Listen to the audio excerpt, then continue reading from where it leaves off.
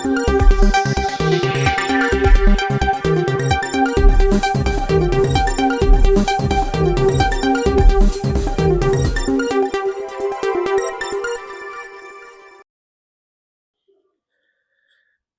Menteri Datuk Seri Anwar Ibrahim dan Perdana Menteri India Narendra Modi sepakat mengecam sekeras-kerasnya semua bentuk keganasan dan menggesa tindakan pada peringkat global diselaraskan bagi menangani isu ini secara berterusan serta menyeluruh.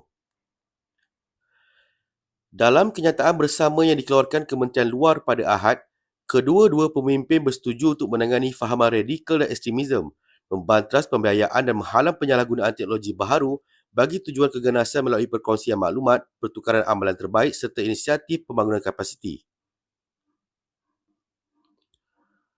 Kedua-dua pemimpin juga bersetuju untuk bekerjasama dalam isu jenayah terancang rentas sepadan termasuk melalui perkongsian maklumat dan amalan terbaik, katanya dipetik media perpaduan.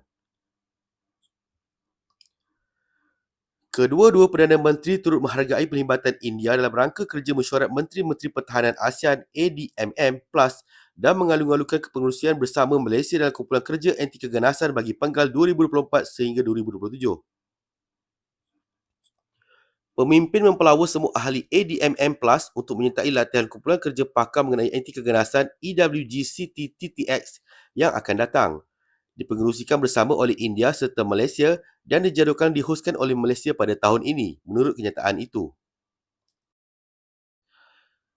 Kenyataan bersama itu turut memaklumkan mengenai edisi kelima latihan ketenteraan dua hala antara India dan Malaysia, Harimau Shakti, yang diadakan di Rajasthan pada Disember lepas.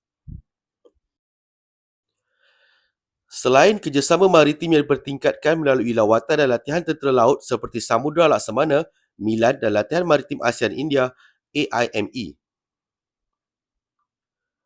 PMX dan Modi turut menggalakkan supaya kerjasama maritim India dan Malaysia diperluas melalui penugasan operasi lawatan muhibah secara berkala.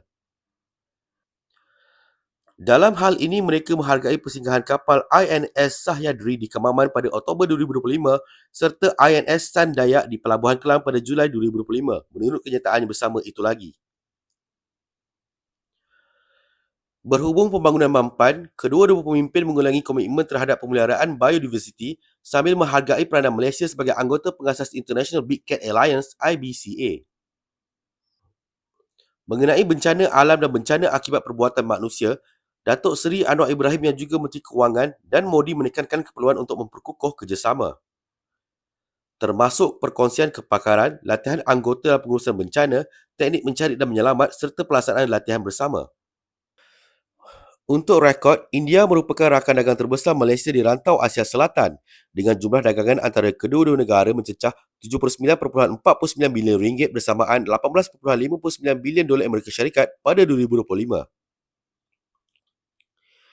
Ekspor Malaysia ke Indonesia bermula RM52.3 bilion bersamaan $12.24 bilion Amerika Syarikat, manakala import berjumlah RM27.19 bilion bersamaan $6.35 bilion Amerika Syarikat.